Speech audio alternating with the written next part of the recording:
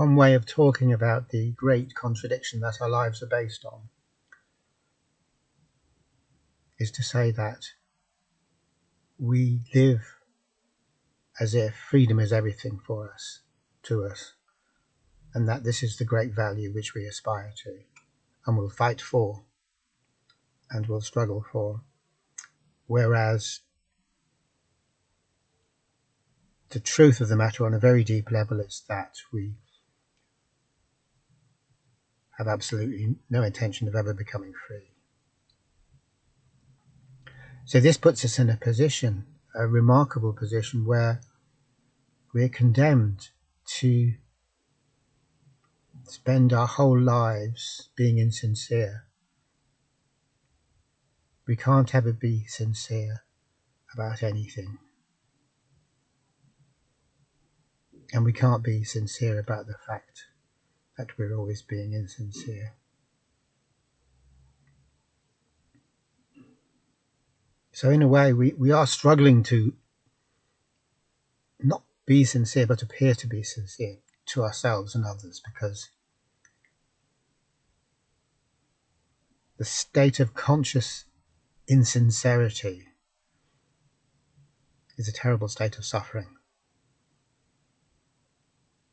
So it goes without saying that we don't like to be in a state of terrible suffering.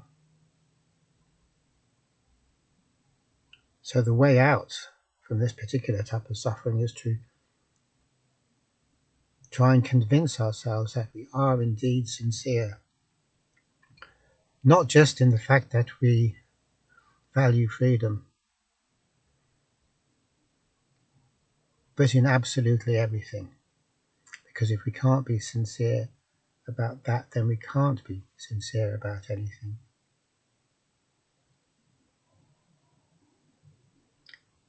This kind of idea is rather a lot to take on board,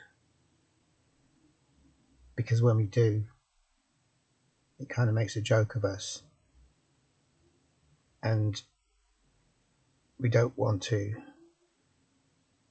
go around feeling like the joke's on us, or that we're big idiots, or we'd rather come across the other way. We'd rather come across as being not idiots. That's the ideal way to present oneself in the world. Most of us don't want to present ourselves as idiots, unless it's for a particular reason. It could be the case that we're a comedian, or it could be the case that we're trying to maneuver someone else by pretending to be stupider than we really are.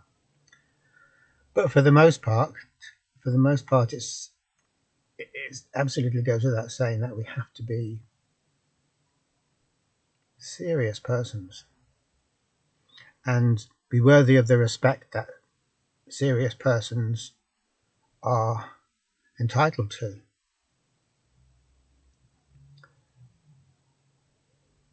So this is another dimension of the neurotic conflict that we find ourselves in. And neurotic conflict can be seen to have lots of dimensions, and they're all conflicted.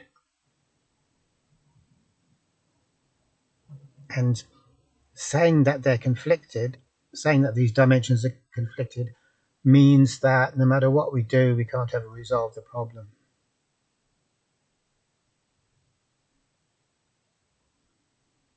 It's not the type of conflict where we can be heroic and get rid of the conflict and then everything will be great and we'll feel great and everything will be wonderful. A conflicted situation is conflicted no matter what we do, and the more we try to do whatever it is we're doing to non-conflict it, the more conflicted it gets. So that's the true nature of a conflicted situation. So we should be under no illusion that there's a kind of magic remedy or cure for it. it is really important to understand this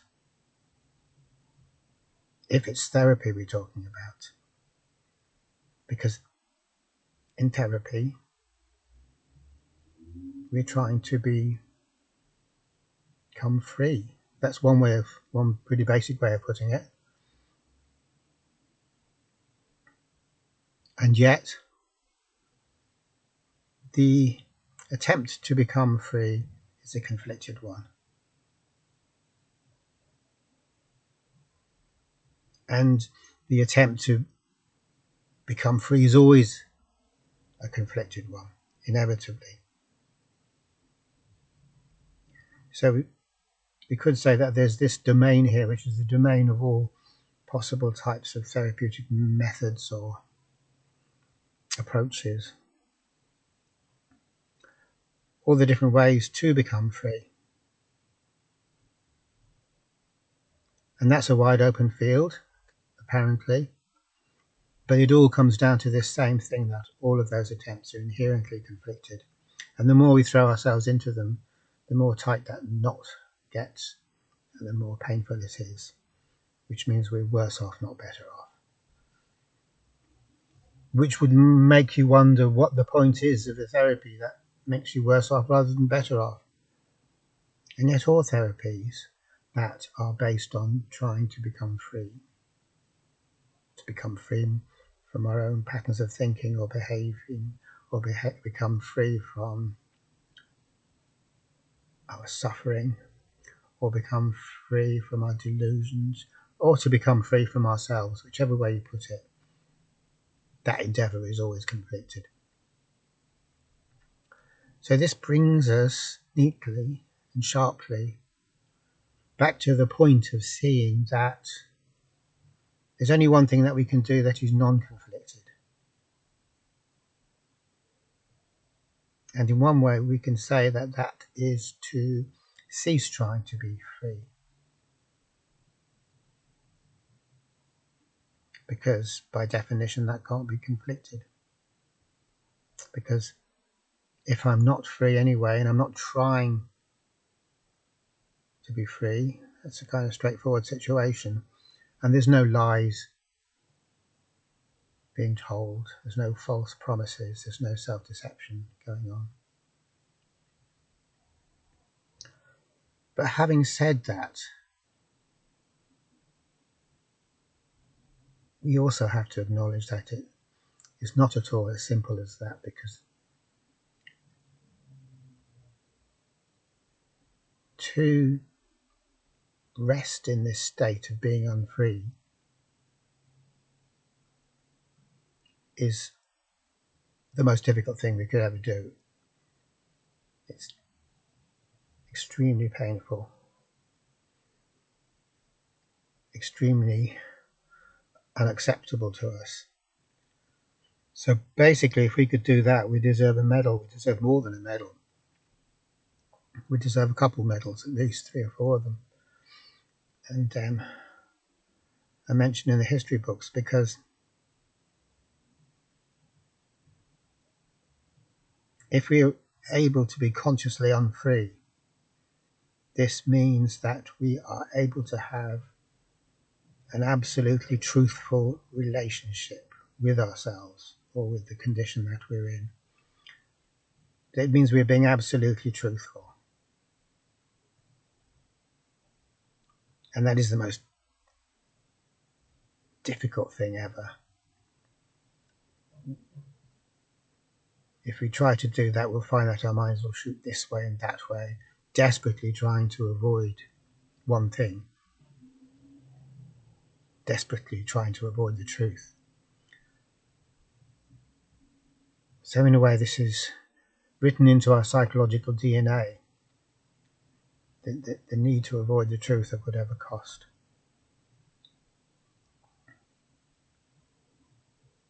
So in practical terms, and we might as well stick to practical terms if we can, living in a state of complete honesty with oneself is just too difficult. If we could do that, we could do anything. If we could do that, we could walk on water. There would be no need for therapy, there would be no need for anything. So instead, what we do is we relate to ourselves as we actually are, which is, or if I can relate to myself as I actually am, that is a person who is afraid of the truth, or is always running away from the truth, or who is always trying to represent the so-called truth to himself, to myself, in more palatable terms. So that's the actual reality of the situation. I'm not a hero. If I was a hero, there'd be no need for any of this talk. It would all be very redundant indeed. But I'm not a hero. I'm running scared. I don't know what I'm running scared of, but I know it's got me beat, so to speak.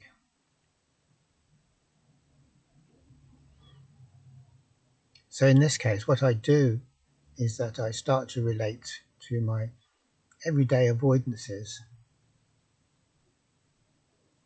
without validating them maybe quite as much as I normally do. So I'm not putting quite so much effort, I'm not putting quite so much intensity into being right, or making out that I'm coming from this unassailable position. I will still be trying to validate my escapes from the truth, because it's such a long-standing habit. It's just not possible to stop doing that. But if it's possible for me to just relax a tiny little bit, so although I still go through the whole rigmarole of validating myself, there's a little part of me that is now okay to relax in that and see that I'm validating myself, and to be okay about that, because the name of the game is to be okay with whatever way I am. And that's where the truth comes in. So the truth isn't coming in via some kind of massive heroic effort. Which isn't to say that there isn't a heroic effort, but that heroic effort really comes, or really consists of, living my life as I actually am.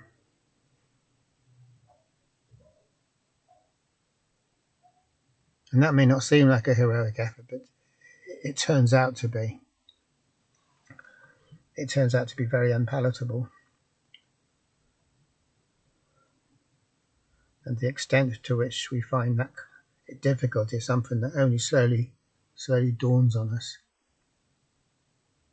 So what we could say is that our more convulsive attempts to develop ourselves, or transform ourselves, or become better people, are really no more than acts of cowardice. The energy that comes into the convulsive attempt to do whatever it is that we're supposed to do, to be different from the way that we are, that energy is fear energy. It's desperately running away energy. So although that type of energy, if harnessed, can do a lot of stuff, it can drive whole civilizations, it can drive the whole of consumer culture, it's not the right energy for actually causing any sort of transformation. So the right sort of energy, we could say, is the energy which hasn't got its eye on the prize, the energy which hasn't got its eye on the goal that we're trying to achieve.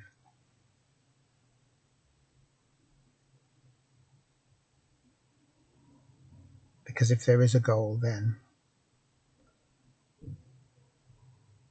without any question at all, that goal is a exercise in escaping, because the goal represents what I don't want to be. So the more I cherish the goal, or the more I get excited by the goal, or see it as this wonderful thing, I see that as me having a positive relationship with the goal and seeing it as being great. But what it really is fear. So the more keen I am to get to the destination, which is my goal, the more afraid I am, basically. And we neatly turn it around so we don't see it like that. So we represent ourselves as being heroic rather than cowardly.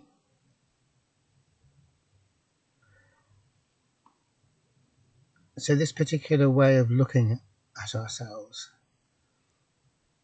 which is looking at ourselves as being conflicted or inherently insincere, and forever trying not to be insincere, but not sincerely trying to be insincere, to stop being insincere, is very, very relevant when it comes to therapy. It's relevant when it comes to therapy because we can see this thing going on in therapy where we're making a big claim that, yeah, I've been through enough shit now and I'm going to get my act sorted out. I'm going to get things, get my act together. I'm going to get my shit together. I've had enough of this crap and I'm going to do the thing that's necessary for me to do.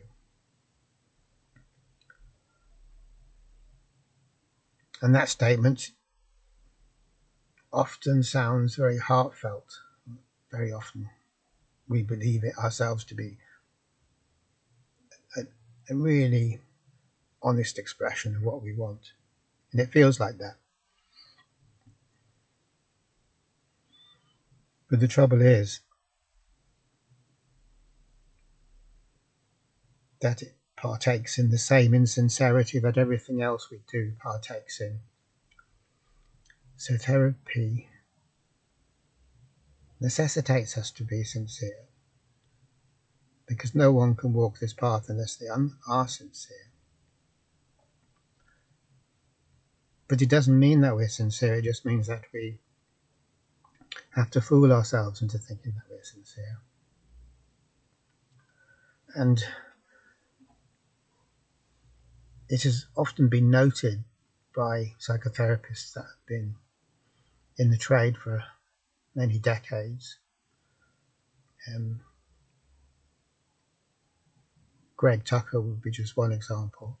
And Greg Tucker says after, I don't know how many years, 30 or 40 years in the business, you started suspecting that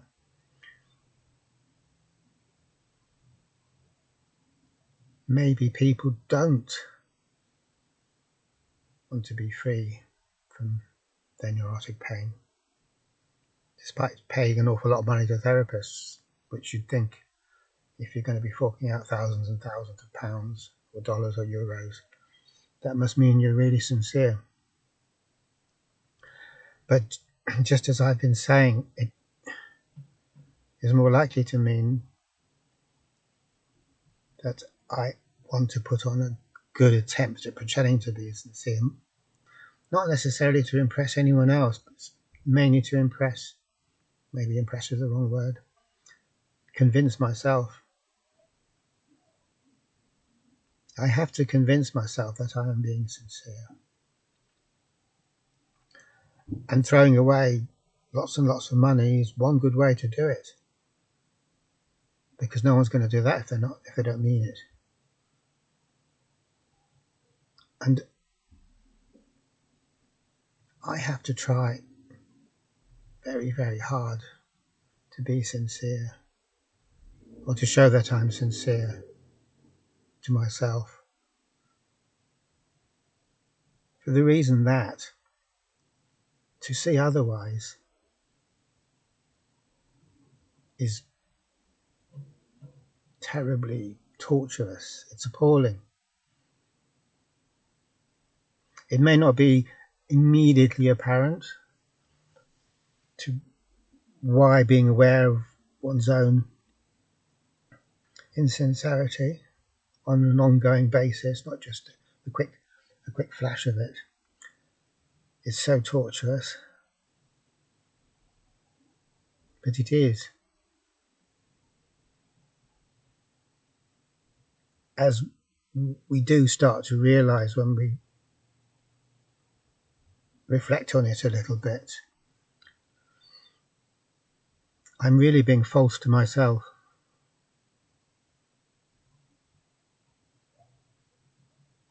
And because I'm being false to myself, I am being an enemy to myself. And yet what a terrible predicament. The one person who's supposed to be on looking out for me and on my side is actually my worst enemy. And so to establish a genuine relationship with myself means, in this case, establishing a relationship with myself as an enemy of myself, and at the same time not being triggered into lashing out at myself on that accord.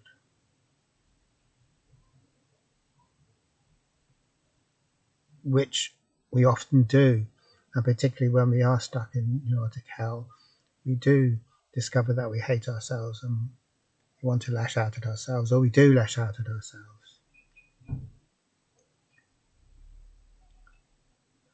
But that isn't therapeutic. Beating up yourself or punishing yourself or harming yourself is not exactly therapeutic, really. And plus it isn't, it just means that we can't stop ourselves. We're looking for the relief of lashing out, which is unconsciousness. We're looking for an escape from the awareness, and we find that escape by lashing out and trying to blame someone, which is ourselves, albeit maybe on a non-unconscious level. So the difficult thing is to live with ourselves as being an enemy of ourselves, and yet making peace with that person and allowing them to be there because they are there. And to fight against them only pushes the problem into the unconscious and makes it worse.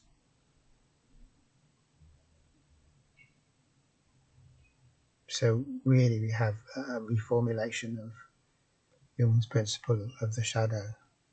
And the thing about the shadow is it's no good forcing the shadow into unconsciousness or repressing the shadow, which is easy to do. The difficult task, the real task, is to allow him to be there, and without blaming. So he's allowed to be there. It's the same as anything else is allowed to be there. There's absolutely no blame. And that's the really difficult thing. Okay, thanks for watching.